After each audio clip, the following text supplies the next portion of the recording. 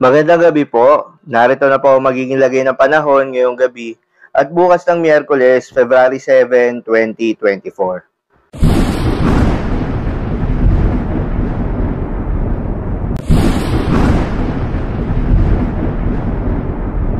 Sa kasalukuyan nga at ayon sa pag-asa, itong easterlies o yung mainit na hangin galing sa karagatang Pasipiko ang patuloy na umiiral sa silangang bahagi ng ating bansa.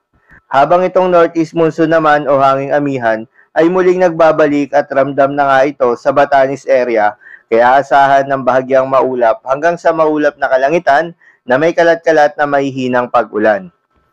Para naman sa Davao Region, Sorsogon, Southern Leyte, Dinagat Islands, Surigao del Norte at Surigao del Sur, asahan ng maulap na kalangitan na may kalat-kalat na pag-ulan at pagkidlat pagkulog. Dulot naman yan ng easterlies. Posible ang mga pagbaha o pagguho ng lupa dahil sa katamtaman hanggang sa kung minsan ay malakas na pag-ulan.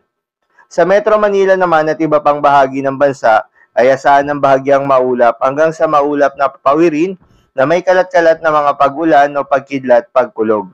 Dulot pa rin yan ng easterlies at mga localized thunderstorms.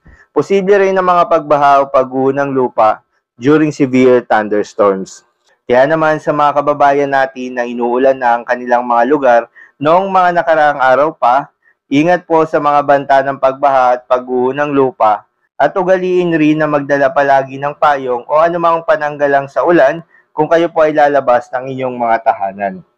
Magandang balita naman dahil ayon sa pag-asa ay walang binabantayan na bagyo o low pressure area sa loob at labas ng ating Philippine Area of Responsibility na maaaring makaapekto sa ating bansa.